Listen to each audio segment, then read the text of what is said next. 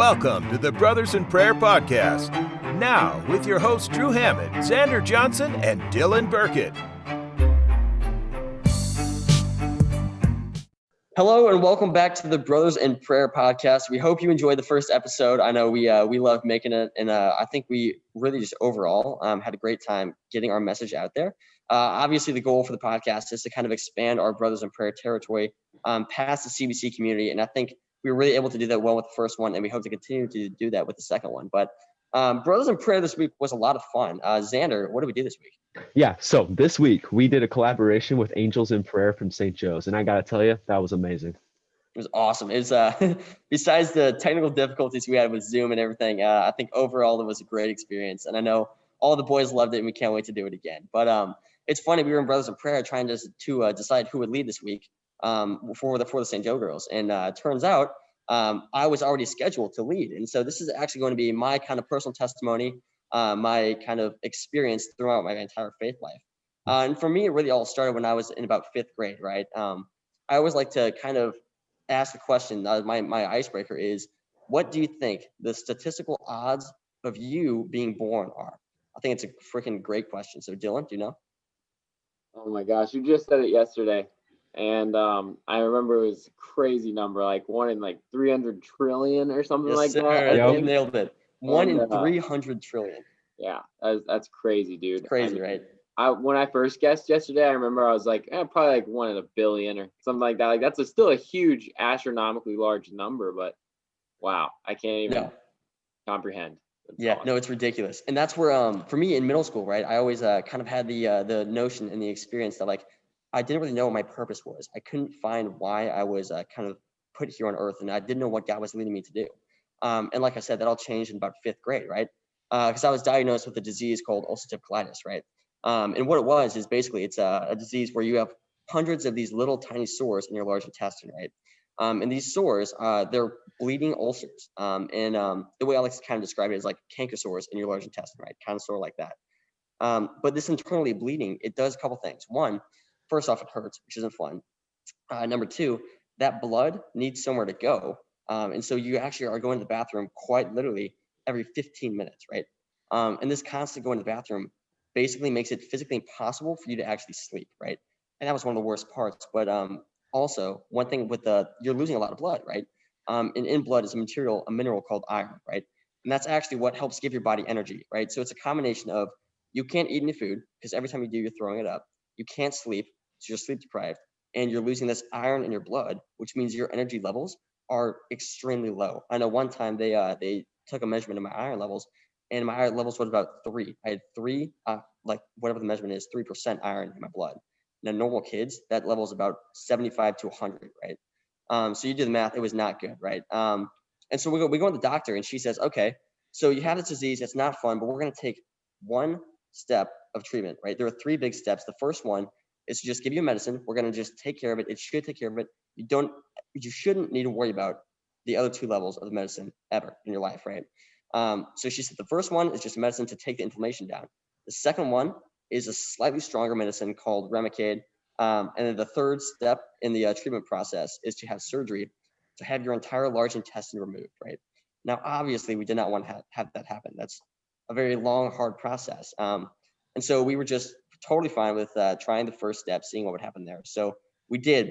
And that medicine actually contained the inflammation and got me stable for about a year. And what happened there is after about a year later, I woke up and the same thing happened as in fifth grade, but worse, right? I had no energy. I basically couldn't walk down the stairs without being out of breath, right?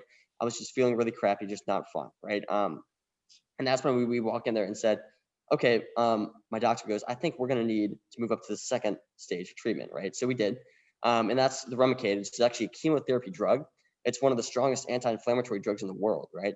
And usually you get 1 dose every 6 weeks, right? I was so sick though. My doctor ended up giving me 4 doses in a 2-week period of time, right?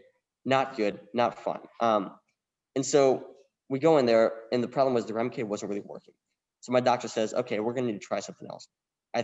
I know I told you, you probably will never need it, but I think we're going to need to try and go for that third stage of treatment, that surgery, right? So I go in there. I didn't even care at this point. I was just not feeling good, and I just didn't really care what they did, right?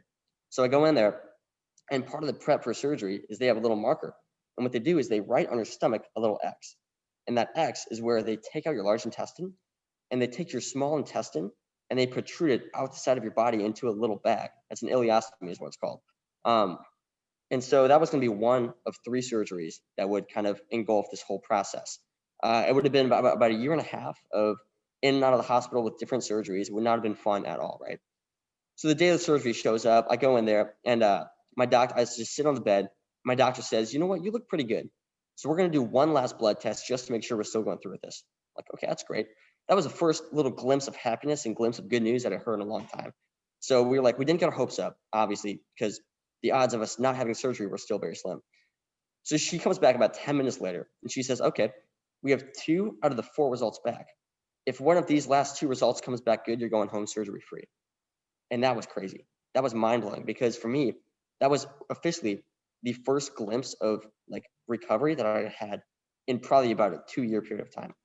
And so we're sitting there, it's tense in the room. And then my doctor's phone rings. She looks at her phone and then she looks up at me and she just says, you're going home. And that was crazy, right? That was like mind blowing because that was really when the tide started to change in my favor. And I remember looking around the room and it was obviously we were all very happy, very joyful. But I look at my mom and she had this kind of weird, confused look on her face. And I couldn't really tell what it was. Well, it turns out there was a whole other side of the story that only she knew. So we had people in Rome praying for me. Masses were being held with the intercession of my healing. All sorts of little things were going on. People were praying all over the world, right? But the one thing that really stands out to me was the fact that there was a shrine in Missouri that was known for its healing properties, right? So what you do is people will take pictures of sick people and they'll bring them into this shrine and they'll set the picture in the basket. And every night for safekeeping, they take the basket and they lock it up. Well, this particular night, somebody put my picture in that basket. They take the basket and they lock it up, just like they do every night. But in the morning, they took the basket out and they looked at the basket and they were confused because every picture in the basket was gone except for one. And my picture was the only picture left in the basket, which is crazy, right? So something like that happens to you and you can't help but wonder, maybe God did put me on this earth for a bigger purpose, right? Maybe that 1 in 300 trillion wasn't just a coincidence, but maybe God knows exactly how and when I'm going to affect someone else's life, right? And honestly, that's what I feel like I'm doing with this podcast, right? My goal is to lead other people closer to God. And if I can reach one person through this podcast, for me, it's worth it. You know? Wow. Great story, Drew. Great story. I mean, it gets better every time you tell it. I mean, I heard it yesterday, but I mean, still today, literally like middle of your story, I'm like, even though I know what's coming, still get chills from it. That was just amazing. I couldn't ask for a better presenter today. I mean, that was fantastic. I love that story, and I think that really does give you hope, you know, and with those really, really slim odds of being born. And it kind of does give you the idea that, you know, God does have a purpose for everyone's life, no matter big or small. I think that is something in your life where you can look back at and you're like, wow, you know, God kept me here because he does have something bigger for me. And whether it's this podcast or something way down the line in your life that you have no clue, like what's going to happen, I think that, I mean, you are a total blessing to us all. And that was a great story. So thank you, Drew. Yeah, and I wanna bring up something too, Drew. So today's saint of the day, by the way. I don't know if you know. Does anybody know who today's saint of the day is? No, I don't. Wish. It's Saint Francis Xavier Caprini. Oh, there you Now, go. the first U.S. citizen to be canonized as saint. But guess what? Guess what she's the patron saint of? I'm drawing a blank here. Hospital administrators. Oh man. So it's Really? kind of cool that like your story just perfectly ties into like today's saint of the day. No, that's awesome. I had no idea, man. Yeah, that was really cool. Yeah. I guess yeah, my looking back on it, and this is the crazy thing, right? Is because a lot of times in suffering, especially right now with COVID, when I was really sick, at my sickest point, I was going in the day of the surgery.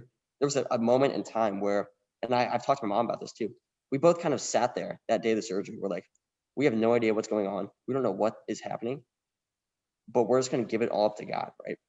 We're going to give him the control here because that's the only way that we know for a fact it's all going to be okay, right? And that's why I think right now with COVID and everything else too, it's a crappy situation, absolutely. but you got to look at the bigger picture and think about just like overall, God, you never know how God's going to use this situation for the better and change one thing that really kind of puts into perspective like why he was doing all this stuff, 100%. I mean, in my life, I see all the time, I play soccer, and I feel like there's some times where God will open a door for me and bless me with the opportunity to do something big. And other times, no matter how hard I try, there's just no way I can do what I want to do in that game or something like that. And I feel like in moments like that, it's the most important to just, always work hard, but give it up to God, because he can see the bigger picture in so many things, like he could with your surgery when you guys couldn't maybe see that outcome coming and you really didn't have much hope at the time. But, giving it to God definitely helped you. And I think that's really amazing that you were able to do that in such a time of like that with your surgery and everything. I like, Dylan, how you mentioned that things happen and it can be hard, but God sees the bigger picture. And I really like that because, stuff comes up. Like, we have COVID right now. Stuff is coming up all the time. Like, our plans are constantly changing. We don't know what's going to go on. But if we have that faith and that trust in God to know that he's going to take care of it and he's going to be there, then, that's just that's the answer to it. And so, I'm going to take today for an example. Like, you can see we're in a different setting, but we're still here. We're still doing this. Like, it's hard, but we got to keep going. And that's, I really like that. Good connection, Drew. Sorry. Yeah, I love that. I love the fact that you said too, like, even in the hard times, we're never going to stop pursuing our faith and doing everything we can to just really kind of show God that we are here for him no matter what, right? Through the thick and thin. And I think if you look historically at the Bible too, that's kind of what they all did, right? Whether that's like as that no matter what's going on, no matter how crappy it gets, it's all going to be okay. And that's what I think was huge. 100%, Drew. Nowadays with COVID and everything going on, I think our faith has been tested more than like any other time, especially for me at least. I feel like my faith has been like a roller coaster through these times of having to quarantine and these mixed emotions of when am I going to get to go do school, when am I going to play sports and hang out with friends, or am I going to have to socially distance from my friends? And all these different factors have definitely been a test and trials and tribulations for my faith. So I think your story is an excellent example of how, even when it's really hard, you just got to keep persevering through and different things like that, especially in times right now. So, yeah. All right. So I would like to say next week, we hope to be in regular podcast setup, but I hope you guys very much enjoyed this episode. I know I had a great time on here listening to Drew's story, and I hope you guys got something out of it as well. I will say 2 weeks from now, stay tuned. We're going to have a Thanksgiving video coming up. We have a bunch of new ideas, and I will say, if you guys have ideas, please send it in. Please tell us.